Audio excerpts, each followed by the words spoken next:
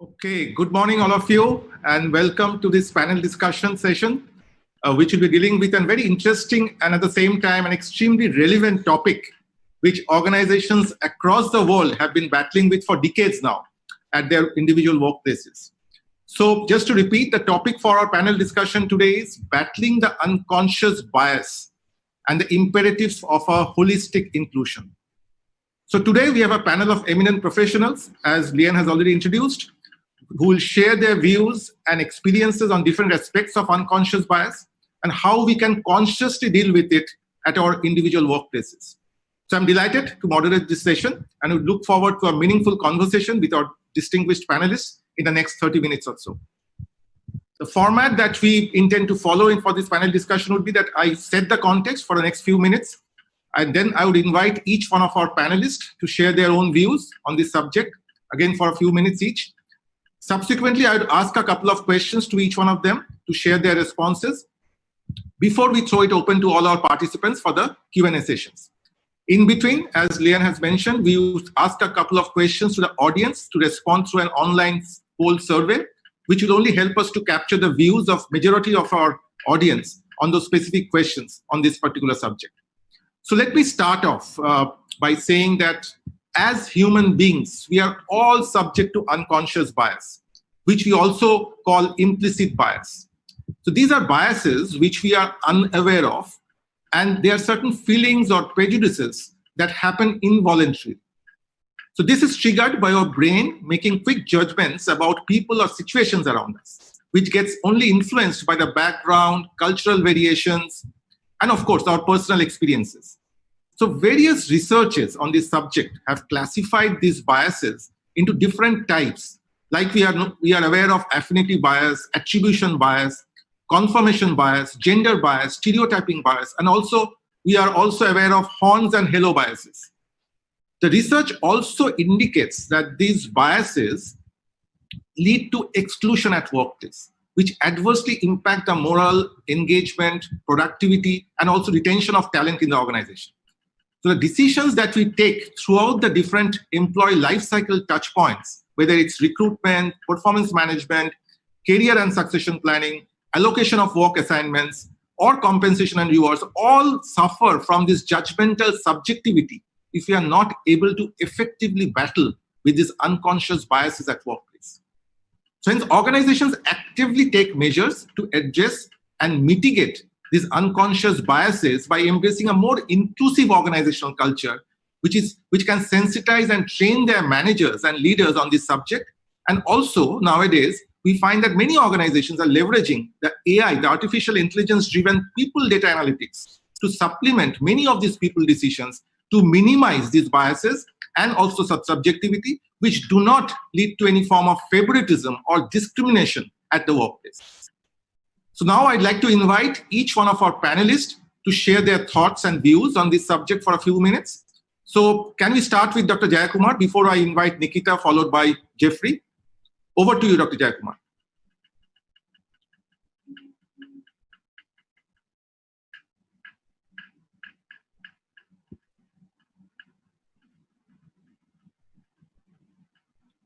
Dr. Jayakumar? Oh, sorry. Good morning. Thank you very much, Shram, for this opportunity. A nice context setting by Mr. Amit. Needless to say that everyone wants to make an effective decision. Okay, nobody wants to make a biased decision. But that's why it's called as an unconscious bias. Incidentally, just 2 days back, somebody has sent a video. In a normal course, I would have just left it. When I went through that, the video says a father takes a son for a job interview for applying for a position for a large stock brokering bank in the city. He parks the car in front of the company, and immediately the son's phone rings. Then the son looks at the father, and the father says, "You take the call." Immediately the call is the CEO of the trading company telling that, "Good luck, son, you got this."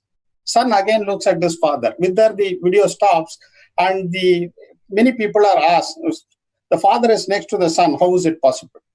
Many are giving answers, maybe somebody says father would have sent a recorded message, somebody says stepfather, somebody says grandfather, somebody says maybe the CEO is an old man and he was just calling him son. And finally, the interviewer says it is the mother who is the CEO. Then everybody says, and different expressions and different things.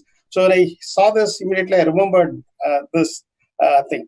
So when I went through the literature, the lot of work has been done by Stanford Women Leadership Lab. Two things appeared to be very nice. One is everyone has got a hidden template of success. They say that hidden template is based on what we have achieved, based on our culture, our value system, our experience, our thing. So whenever I take a decision, for example, interviewing a person, hiring a new person, or promoting a person, immediately we unconsciously get into the template and see whether it is fit, which school he studied, from which place. So the research very nicely says you have to broaden the template, you have to challenge the template and ask whether it is right. How this template is made, maybe it is based on the iceberg model. You see only the behavior, and what influences the behavior, maybe the values, beliefs, motives, thinking, attitude, perception, etc. Same way, when I make a decision, all these factors influences. So it is very, very important to challenge your template. Next is, how do I do? Best way is, another way they talk about is the additive contribution they are talking. Additive means not the addictive. It is additive, added contribution, added to the portfolio of experience. That's typically, we know in MBTI, we say, if I am an ESTJ, the entire group is an ESTJ, then it is not good. No, you should need to have I's, N's, F's, and P's, the other preferences also to make a right decision. Same way we talk in Belbin, we cannot have all shapers in one group. We should have shapers, we should have plant, we should have communicator, different groups is required. So additive contribution is always like thinking outside the box, looking outside my box of thinking. So can I get a different, maybe it's a gender, different race, different type of people. So there is a need to bring in different people so that this unconscious bias can be done. Then you should have many other things. I don't want to elaborate further. You should have an open culture. There's can have policies, you can have procedures, you can allow people to question in case of things, so that various types of biases which he talked about can be eliminated. With this, I leave it back to the panel, and then in next I'll pitch it. Thank you. Thank you, Dr. Jayakumar. So can I invite Nikita to share her views? A very warm good afternoon, everyone. And thank you, Amit and Dr. Jayakumar, for setting this wonderful context of one of the topics which is very, very close to my heart, and also a very, very relevant topic in today's time. So battling unconscious bias, and how imperative is it for an inclusive growth that all the forward-looking organizations really look for. Yes, there is a lot literature available on unconscious bias, but in the interest of time, I would like to touch upon one segment of our workforce, which is definitely, I would say, affected by the unconscious bias at workplace. We generally talk about diversity, and in that we talk about gender diversity. But here, I would like to, pinpointedly take a view or talk about the diversity as far as the persons with disability that we call, or differently abled employees at workplace. So normally organizations have started employing persons with disability across different disabilities, including blindness, orthopedically challenged, and hearing impaired, etc. But the question, and I want each and every audience to really reflect whether are we really, after we employ the persons with disability, are we really aiming at their 100% inclusion at our workplaces? And if the answer is yes, and I'm sure it's a very few people who would answer as yes, but if the answer is no, then how and what can be done to, untap this potential that is available in the market, this potential skill sets and the skills that lies within this workforce of the differently able employees. So normally, like as with my experience as an HR professional and also as a member of the differently abled workforce, because I am 100% blind myself, I've come across different experiences while interacting with people as to there are umpteen number of doubts and inhibitions in the minds of the persons, the peers, the subordinates, and the reporting authorities as well, as to, with this disability, how can this person perform? What work can we give them? And whether are we really able to utilize his service? So much so that even for a social interaction, in the informal interaction in the organization, people tend to, hesitate sometimes to reach out to persons with disability, especially, visually impaired or hearing impaired, etc. But, let me tell you that the only difference in the work that a person with disability does and a person with normal ability does is the way that we work, or the way a person works. So, for example, if I give you a 100% blind, a 100% visually impaired person like me can also use and operate the computer or a mobile phone just as any other sighted individual. The only difference is the other people see the screen and the person with blindness hears it. Now, how does it he hears it? Is with the help of a screen reader. So definitely, before we get into unconscious bias, and which is very natural, let us, one strategy, and I'll talk about this more later when Mr. Amit gives me an opportunity after all. So what we really need to be mindful of is, rather than assuming things, or rather than having a bias as to whether this person can do this or not do this, why don't we have an open communication with the person who we are employing, and make sure that we actually aim at a perfect inclusion for the person with a physical impairment. So with that, I pause my thoughts right now. I'll come back, and yes, thank you so much. Thank you so much, Nikita. I think it was extremely powerful and relevant insight that you brought on the table. Thank you. We will, have our conversation continued after. Sure. We'll get an opportunity to talk more about it. Sure. Now, if I can invite Jeffrey to share your views. Sure. Thanks, Amit. Well, this is obviously a topic which HR professionals are very passionate about, and we know that diversity and inclusion in organizations is absolutely essential for groups to be able to move forward as organizations and be as fully productive as possible. And diversity and inclusion is directly impacted by unconscious bias. And sometimes when we look at unconscious bias, it goes both ways. Obviously, we have bias towards people who may be differently able, as Nikita just mentioned. We also have unconscious bias towards potentially gender and others. But it's not just one way. We have to make sure that as HR professionals that we don't buy into the belief that unconscious bias is only directed to one group of individuals. It's implicit on everything that we do.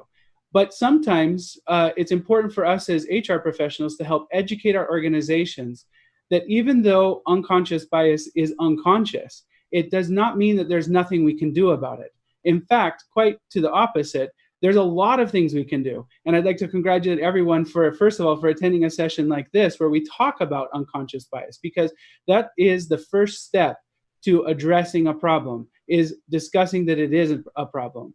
And, but it's not the only step. Obviously, when we start with our own self-reflection about what possible biases we have.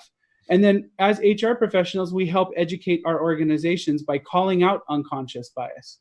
And another critical component to this is to look at data and see whether or not our data is potentially indicating that there may be some unconscious bias within hiring processes or promotion processes. And we have to be very proactive about that. And then after we've got that data, let's make sure we act on the results and then increase our initiatives to address those. When we do that holistically, our organizations grow better. And I really like a Stephen Covey quote that I think kind of summarizes the entire concept of unconscious bias and diversity and inclusion, which is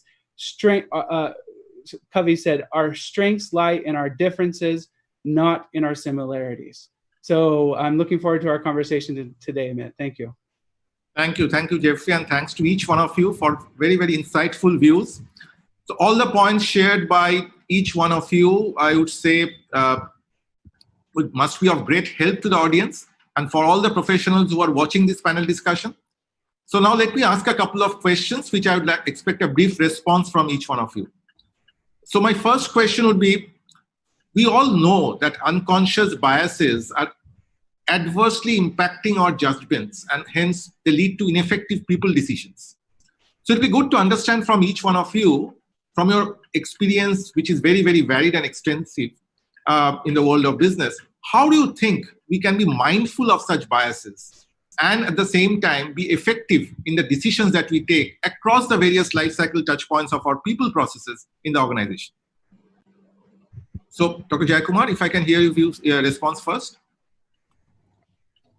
Yeah, as I said, first of all, why this biases happens because of your which I talked about, the iceberg part of it, your value system, culture, belief, your perception, various over the years, the glass through which you look, the standards, the people, your judgment, all those things.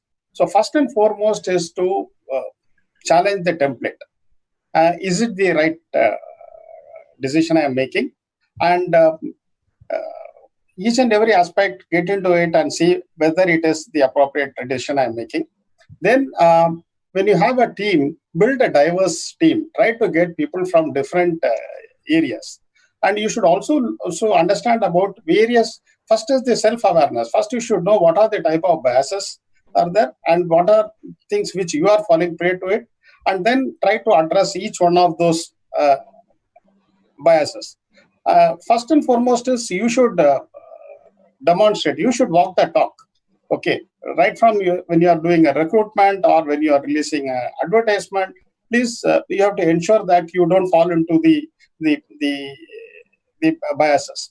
Next is widen your work circle, consciously build your team accordingly. And second thing is also look at slow down. When you're taking a decision, it says that our brain takes looks at 40 items when you take a conscious decision. When it is unconscious, it is 11 million things. I read somewhere in a paper which is published. So you slow down the decision, don't rush your choices, so that you look at all those aspects and take a right decision. Now, another thing is today with this technology, you have to be very, very careful. Today, many things are done by right from talent acquisition, screening of application, everything is done by AL and ML. So that again, your biases should not get added up to the AL and ML learning, and it should not be multiplied. So when you are using technology, you should be very careful that those biases does not get into those areas also. Next, I would like to say is trust your data. Have a data, analyze the data. When you take a data-driven decision, then many of these biases will get exposed. Okay, and that is one. You can leverage technology in that area. You can capture data at different levels, do analytics, and then use that data in a decision making so that you will not get into this. And we can have different policies in the organization where you look at based on the organization to avoid discrimination. And not only just preparing a policy and leave it, can you give a visibility? Can you talk about it in various forums? Can you make posters, make it visual so that it gets registered in the mind? Because it is unconscious. Every time you should keep on reminding. It is a lot of cognitive energy is required to overcome that. Otherwise, you fall down. Go back to the original self. Even during the performance appraisal time, every year, in spite of that, we do repeatedly the same program on biases, which happens in a performance counseling, performance appraisal matters to all the employees. Maybe people will say that we have attended last year also, but still it is better to remind them again. So because it is unconscious. So these are certain areas which we should look at. Further, I will speak in the future. I'll pass on the mic to you. Thank you. Thank you so much. I think that was very, very pertinent response to this question. So, Nikita, you have heard my questions. Yes, I have heard your questions, and I also resonate with what Dr. Jayakumar said. So, I'd just like to add on a couple of points from my perspective. So, let's accept this fact that the unconscious biases that we talk about at the workplace basically have their origination from the society at large, and that's what then gets picked up at the workplace, because ultimately we all are human beings. So having said that, the first and foremost step, I think, for all of us that we need to really be mindful of is let us recognize and let us accept that yes, these biases, these unconscious biases do exist in the organization and in our own selves as well. And then we work towards, improving or mitigating those biases. To give you an example, whenever, since I'm also in the HR function in one of the leading public sector banks, whenever I do the posting or the transfer of a women employee to some branch, the very first reaction in most of the cases from the leader of that branch to me is that, oh, please don't give me a lady employee. And then when I asked that, why do you ask me that? Why do you tell me that? The knee-jerk reaction is, no, the lady will take a lot of chuttis. She has a lot of small kids, 2-3 small kids, and it's difficult to work with a lady employee. And then my next response is that, don't you think this is your prejudice? You are talking to a lady for your solutions, for your manpower needs. Even I'm a lady. So if you feel that a lady employee who I'm giving under you will not be able to help you, how do you expect the same from me? And then the sensitization happens there, and the views changes. So it's very important that you as an HR professional, as the decision makers in the organization, from time to time, keep on reinforcing, keep on sensitizing the other stakeholders, the other employees in the organization about these biases that exist, and how do we actually challenge our own status quo? How do we actually challenge our own thinking towards it? Also, I would go one step ahead and say that, sometimes these biases also exist in the diverse group. For example, when it's always, a research saying that we don't have many women at the top, we don't have many women at the boardroom, we don't have many women at the CEO level. Has anyone really thought the reason? Yes, probably the opportunities were not such, or probably the women had a concomitant responsibility to handle. But the innate thing, if we really think and reflect, sometimes when we ask a young male person that, what is your ambition while you're joining an organization, the response is that, yes, I want to take promotions and maybe go up to the board level or to the CEO level. But if you ask a typical traditional girl who's joining an organization, you ask her, the typical response would be, I don't want to sit at home. And that is why, what will I do sitting at home? And that is why I'm taking a job for myself. So there is a mindset, there is a bias within ourselves also. We talk about a lot of women empowerment or empowerment for certain groups. My question is, why do we really need to create those divides? Why can't we have programs for human empowerment? Why only for women empowerment? So I think it's time that we start, eliminating those divides now, and consciously start including each and every group, intermingling all the groups, mixing all the groups, may it be any diverse group. And of course, now the work from home and the pandemic, of course, Corona is bad, but the things it has done to us is also good. So with this work from home and work from anywhere, I think we'll be in a position to really unleash the potential that this diverse group has also, which they had some difficulty while working in the organization. So workplace accommodation, reasonable accommodation could very well be taken care of in this new normal that is existing now. Sure. So, very powerful and passionate response, I would say, Nikita. Thank you. For the purpose of time, before I go on, yes. Jeffrey for his response, maybe open the poll session, Leanne, because we don't have much time left for the session. Can you throw open the poll for the audience? So we just I'll just do that right now. Will you read out the question, or do you want me to read out? Or I'll read out the question.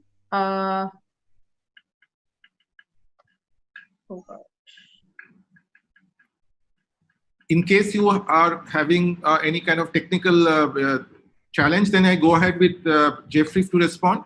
Yes, please, if you can, and I will just respond. For the sake of time, can you go ahead with your response to the question? Thanks, Amit. Well, obviously my co-panelists have shared some very powerful suggestions on what we can do. I'm also a firm believer that we start with ourselves when we're addressing unconscious bias. And a great way to do that is start by examining some of the decisions that you yourself have made, or some of your own potential bias in the things that you do every single day. And what better way to educate others in the organization about potential bias than to share your own personal experience with it. HR professionals and other leaders within organizations are not immune to unconscious bias, and so we have to take the same actions that we expect our organizations to take. I really like Dr. Jekumar, who, when he said, "Don't rush," I agree completely. Pause for a minute, reflect on whether or not potentially your action or your behavior or thought could potentially be biased. And when you pause, oftentimes you're able to reflect on that and able to see that, I may be potentially seeing this from a lens that is not as clear as what I set for myself, my own expectations for myself. So when we start with ourselves, and when we learn experiences ourselves, we're able to take those experiences and bring them to both our teams and to our broader organizations. And I think that personal story of you addressing it is going to make that change so much more effective. That's one big step that I would take, Amit. Thank you, Jeffrey. And before I go to the next question, maybe what we can do is, since we do not have much time and we have to ask, pick up a couple of questions from the audience as well. So let me get at least one response from one of you for the next question that I have in mind. So the question is, different research findings indicate that the management language used at the workplace at times indicate a sharp discrimination of workforce gender. For example, words like competitive or determined are perceived to be much more masculine than words like collaborative or cooperative. So what are your views, and what do you think how we think we can sensitize the organization on such workplace conversation? So at least if one of you can respond to this, because we don't have much time. Maybe Dr. Jayakumar, if you would like to pick up. Amit, see, as we said, first is self-awareness and looking at self. You can have a policy and be aware of your communication, right from your email, languages you use. And you should always, before sending any communication across the organization, please see it through the lens of the unconscious bias. Okay, whether we are getting into a trap of that, to very consciously effort to be done. And then training can help. So it is not that training can drastically change things, but researchers or meta-analysis have showed that training on unconscious biases helps. So it should be done in a very structured manner. Then even if you're doing it, make it an action oriented so that it can be implemented as structured interview process as a training, right?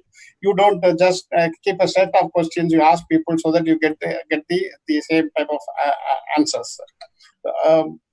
Thank you. I think that and allow your keep a little transparent policy. Allow members to speak out if they feel that there is a bias happening. They should be in a position to express it. It should not go under the carpet, and you have an open culture where people they trust you and they have the guts to come and inform you that it's a biased decision. Yeah. Absolutely, can't agree more with you. So let's now start picking up a couple of questions if you have time from the audience. One of the questions, and maybe Nikita, you can answer this. This is something related to what you responded earlier. The question is, unconscious bias may be prevalent largely as gender diversity.